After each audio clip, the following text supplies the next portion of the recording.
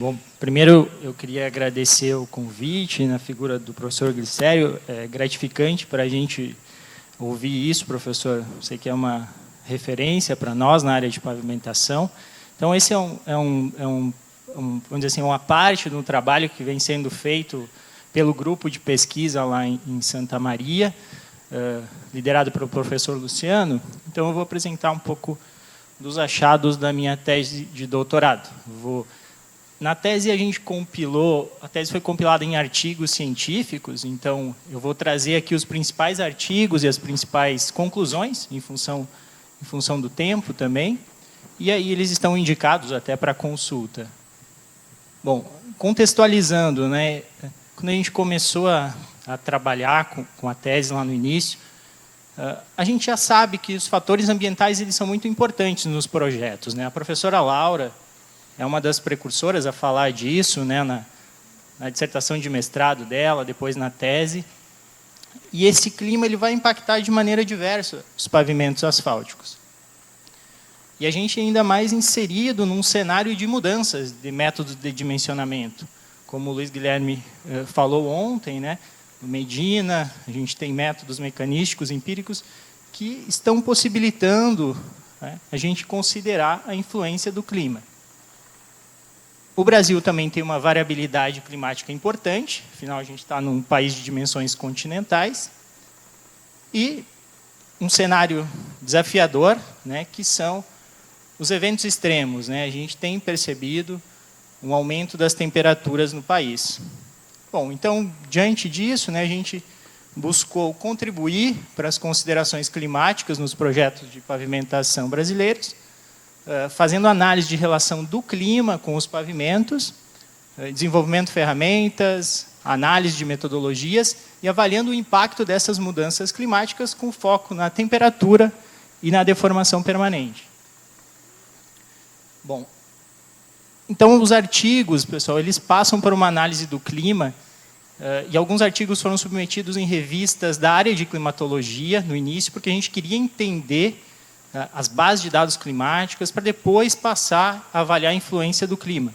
E ter o aval dos profissionais que têm uma expertise maior que a nossa, referente ao clima. Então, um primeiro artigo foi avaliado um método para separar o país em diferentes macro-regiões, considerando condições climáticas que impactam os pavimentos asfálticos.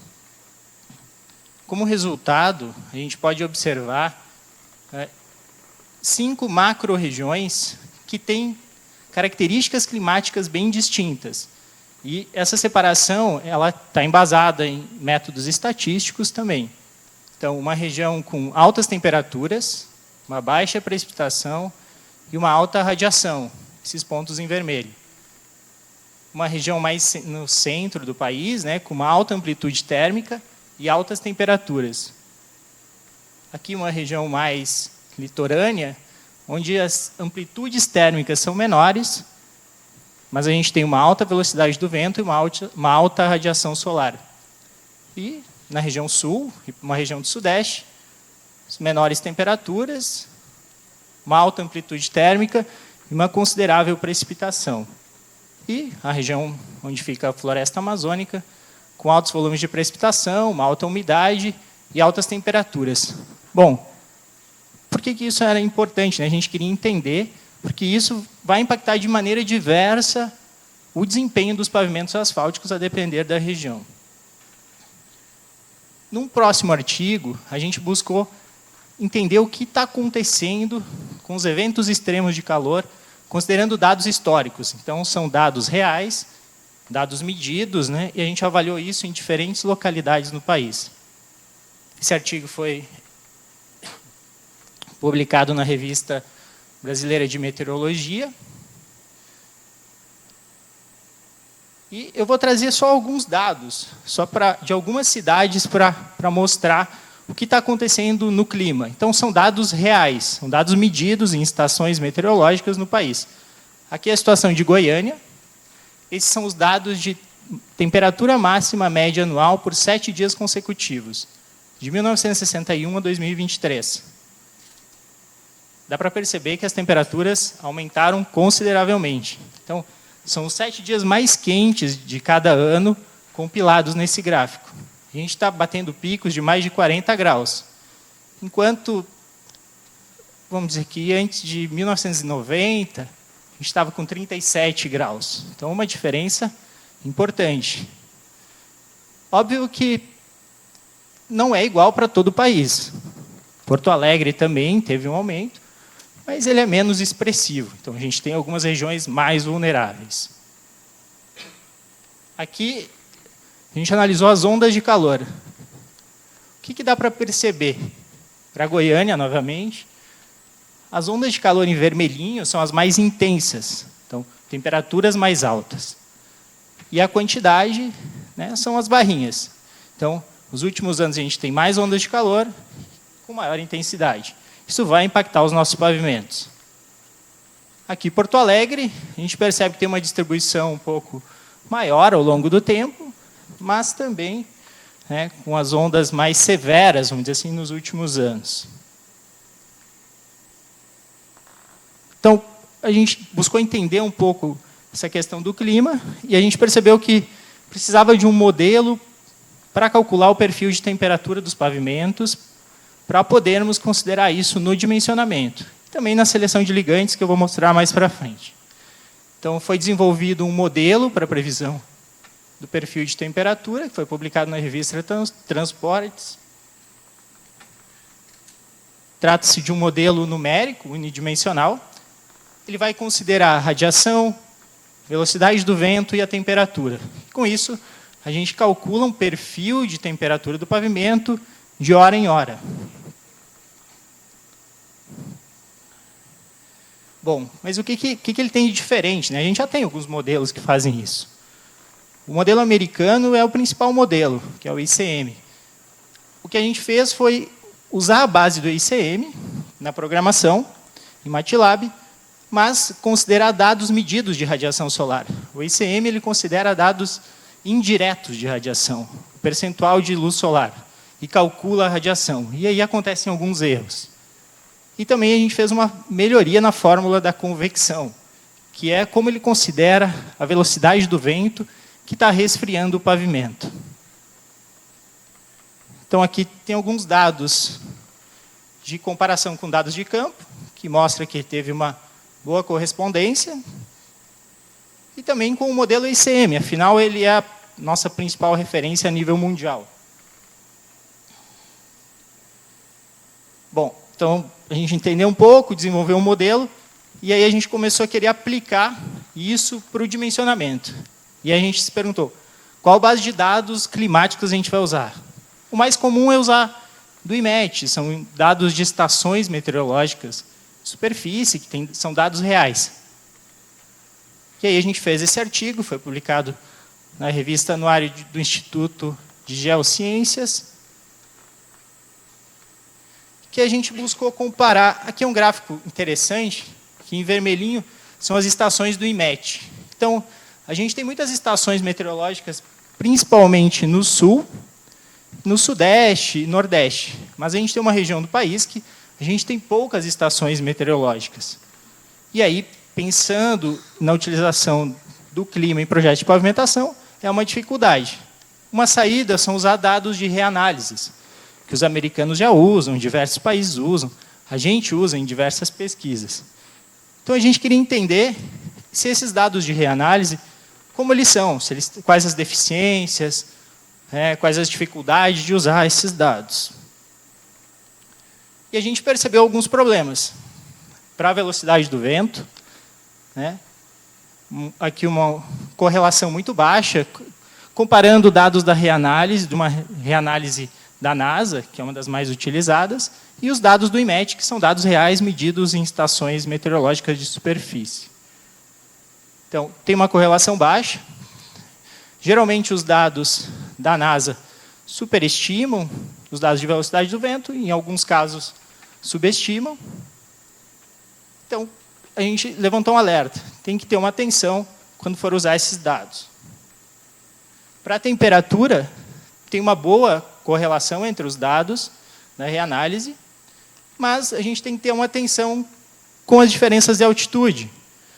Porque, às vezes, a referência do meu projeto, eu estou nível 100 metros de altitude, a referência do NASA Power vai estar a 800. Então, essa diferença de altitude, eu preciso fazer uma correção. Afinal, conforme a altitude, né, eu tenho uma diferença de altitude, a temperatura do ar muda.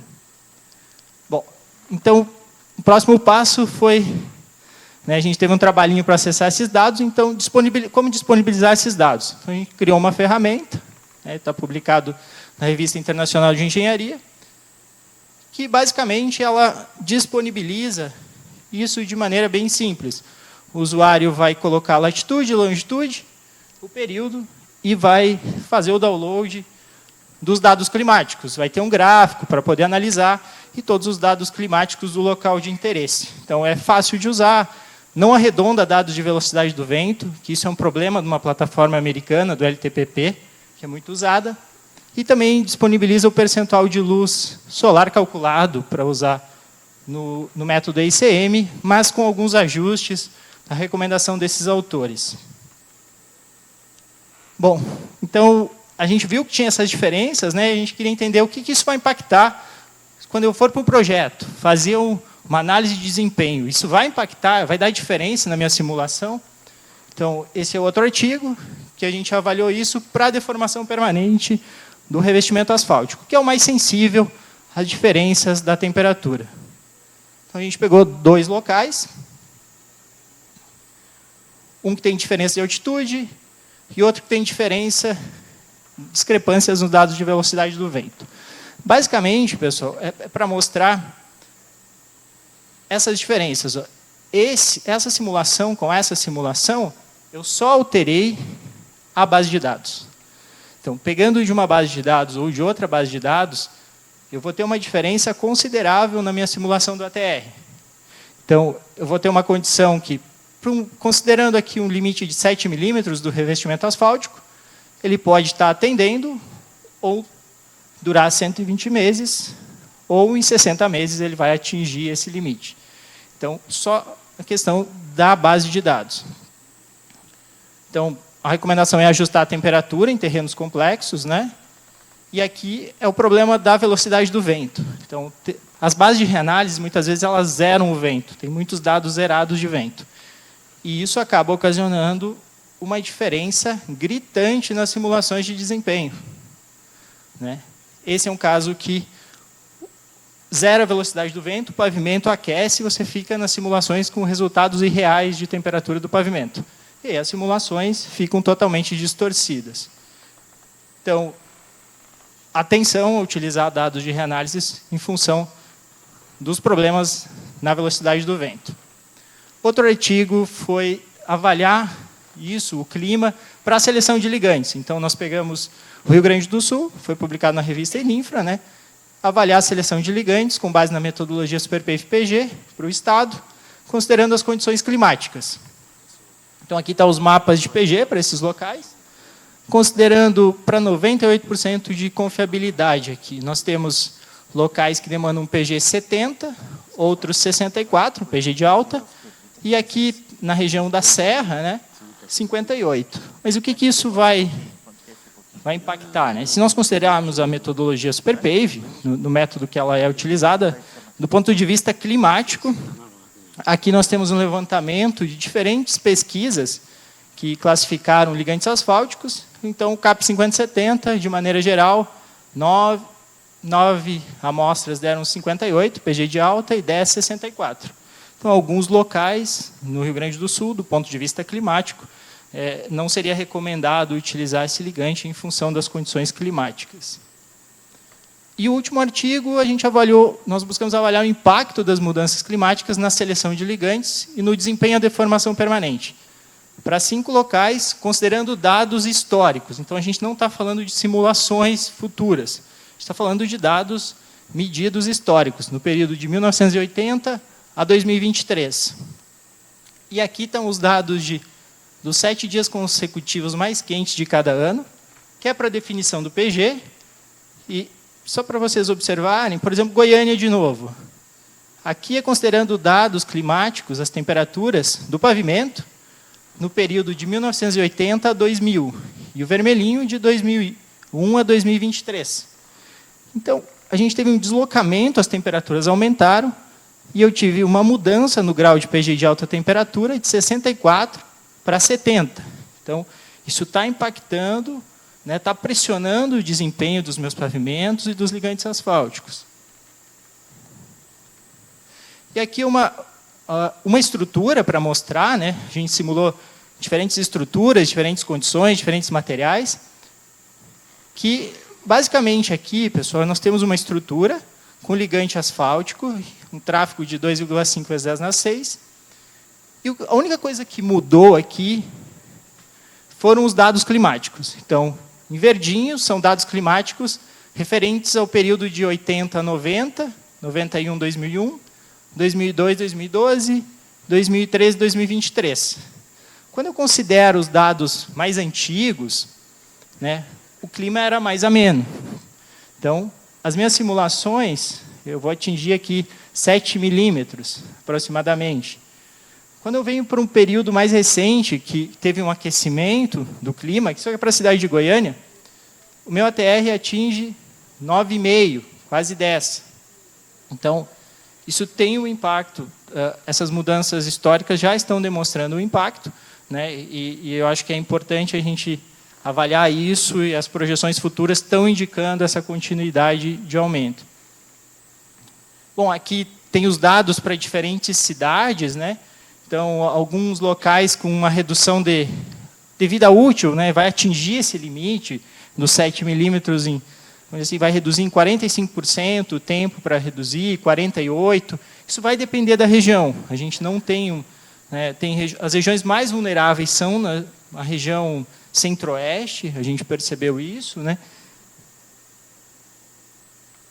Bom, para encerrar, pessoal, as principais conclusões.